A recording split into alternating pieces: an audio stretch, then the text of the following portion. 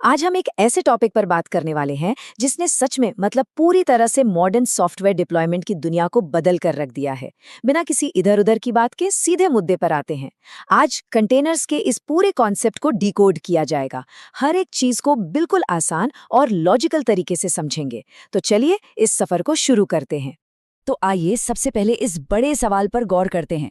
इतने पावरफुल होने के बावजूद ये वर्चुअल मशीनें या वीएम्स आजकल डेवलपर्स की स्पीड को धीमा क्यों कर रही हैं? ये एक बहुत ही फ्रस्ट्रेटिंग सी सच्चाई है।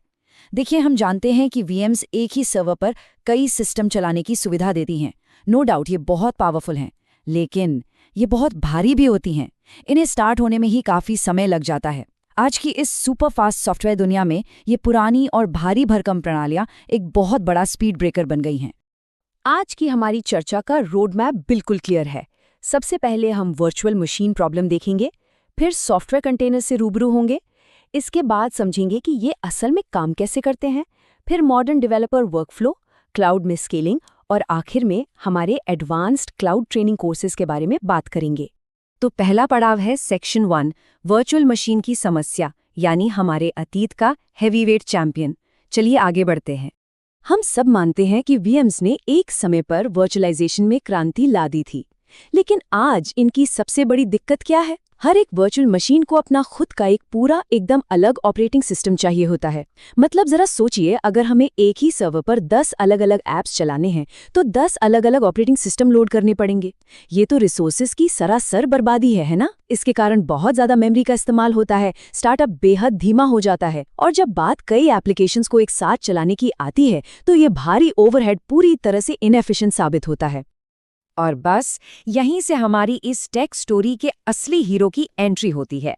सेक्शन 2, सॉफ्टवेयर कंटेनर्स, एकदम लाइट वेट सोल्यूशन। तो आखिर ये कंटेनर चीज क्या है?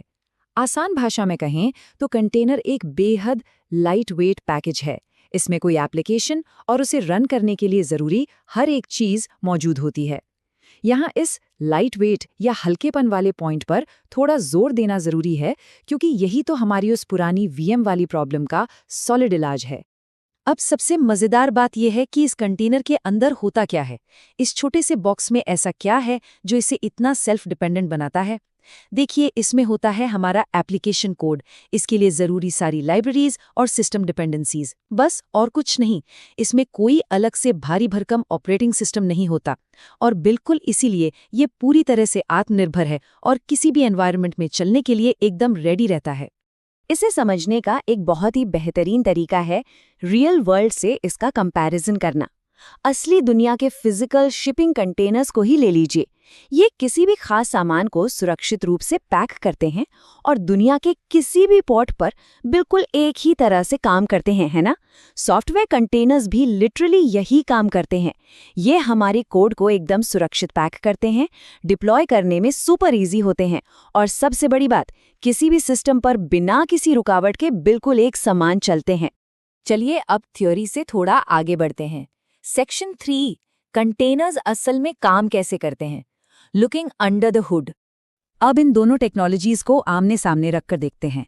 लेफ्ट साइड में है हमारी पुरानी वर्चुअल मशीन, पूरा ओएस, भारी भरकम और स्टार्ट होने में टाइम लेने वाली, और राइट साइड में है हमारा सॉफ्टवेयर कंटेनर। कंटेनर की इस शानदार स्पीड का सबसे बड़ा सीक्रेट पता है क्या है? ये होस्ट ऑपरेटिंग सिस्टम को शेयर करता है। इसे अपना खुद का ओएस बूट करने की कोई ज़रूरत ही नहीं है। बस इसीलिए ये इतना हल्का होता है और कुछ ही सेकंड्स में स्टार्ट हो जाता है। आइए देखते हैं कि ये पूरा आर्किटेक्चर बनता कैसे है। इस स्टैक को स्टेप बाय स्टेप समझना बहुत ज़रूरी है। सबसे नीचे आता है हमारा बेस हार्डवेयर। उसके ठीक ऊपर एक सिंगल होस्ट ऑपरेटिंग सिस्टम बैठा है। अब यहीं पर गेम चेंज होता है। वीएम्स की तरह अलग अलग ओएस के बजाय यहाँ तीसरी लेयर होती है, हमारा कंटेनर इंजन, जैसे कि डॉकर। असली जादू यही इंजन करता है। ये उसी एक ऑपरेटिंग सिस्टम के ऊपर कई अलग अलग और पूरी तरह से आइसोलेटेड कंटेनर्स को रन करता है। बहुत ही क्लीन और एफिशिएंट मेंटल मॉडल है ये। अब आते हैं इसके प्रैक्टिकल इस्तेमाल पर। Section 4, modern developer workflow, write once, run anywhere. चलिए एक डेवलपर की रोजमर्रा की डिप्लॉयमेंट जर्नी को देखते हैं। कोई डेवलपर अपने लैपटॉप पर एक एप्लीकेशन बनाता है, फिर वो उस कोड और उसकी सारी डिपेंडेंसीज को एक कंटेनर में पैक कर देता है। अब वही बिल्कुल आइडेंटिकल कंटेनर टेस्टिंग सर्वर पर भेजा जाता है और फाइनली उसी कंटेनर को बिना किसी बदलाव के क्लाउड प्रोडक्शन में डिप्लॉय कर दिया जाता है। चूंकि सब कुछ एक ही जगह पैक्ड है, तो वो जो डरावना डायलॉग होता है ना, यार मेरे लैपटॉप पर तो चल रहा था, सर्वर पर क्यों नहीं चल रहा, वो हमेशा के लिए खत्म हो जाता है। मिसिंग डिपेंडेंसीज अब बीते कल की बात हो गई हैं। अब इस कहानी को थोड़ा और बड़ा करते हैं। सेक्शन 5, क्लाउड में स्केलिंग, माइक्रो सर्विसेज और मैनेजमेंट। आखिर क्लाउड की दुनिया में कंटेनर्स का इतना दबदबा क्यों है? रीजन बहुत सिंपल है। ये डिप्लॉयमेंट को सुपर फास्ट और रिलायबल बनाते हैं। कंसिस्टेंसी का तो कोई मुकाबला ही नहीं है। जब भी ट्रैफिक बढ़े, इन्हें इनफाइनाइट लेवल तक स्केल किया जा सकता है। ये सर्वर के रिसोर्सेज का एकदम ऑप्टिमल यूज करते हैं। और अगर मॉडर्न डेवऑप्स पाइपलाइंस की बात करें, तो ये उनके लिए एकदम परफेक्ट मैच है। और अगर हम इसे रियल वर्ल्ड क्लाउड टूल्स के साथ जोड़कर देखें, तो आज के सारे मॉडर्न क्लाउड प्लेटफॉर्म्स पूरी तरह से इसी कंटेनराइजेशन पर टिके हैं। उदाहरण के लिए गूगल क्लाउड की क्लाउड रन सर्विस को ही ले लीजिए। ये सर्विस पूरी तरह से कंटेनर्स का इस्तेमाल करती है ताकि बिना किसी सर्वर मैनेजमेंट के सिरदर्द के एप्लीकेशंस को बड़ी ही आसानी से स्केल किया जा सके। लेकिन जरा सोचिए, जब क्लाउड में एक साथ हजारों कंटेनर्स रन कर रहे हों, तो उन्हें मैन्युअली मैनेज करना तो लिटरली इम्पॉसिबल है। और यहीं पर एंट्री होती है कुबरनेट्स की। ये वो एसेंशियल मैनेजमेंट सिस्टम है जो बड़े पैमाने पर कंटेनरों को ऑर्केस्ट्रेट, डिप्लॉय और मॉनिटर करने के लिए बहुत ज़रूरी है। ये एक तरह का मास्टर कंडक्टर है जो सारे कंटेनर्स को एक साथ सुर में चलाता है। खैर, इसके बारे में हम आगे के सेशंस में और डिटेल में बात करेंगे। तो अब सबसे ज़रूरी बात पर आते हैं। Section 6, advanced cloud training courses, यानी हमारे अगले एजुकेशनल स्टेप्स। कंटेनर्स की थ्योरी और क्लाउड में उनके रोल को समझने के बाद अब इन टूल्स में मास्टरी कैसे की जाए, इसके लिए एक बहुत ही स्ट्रक्चर्ड ट्रेनिंग पाथ तैयार किया गया है। सबसे पहले है GCP लेवल 1।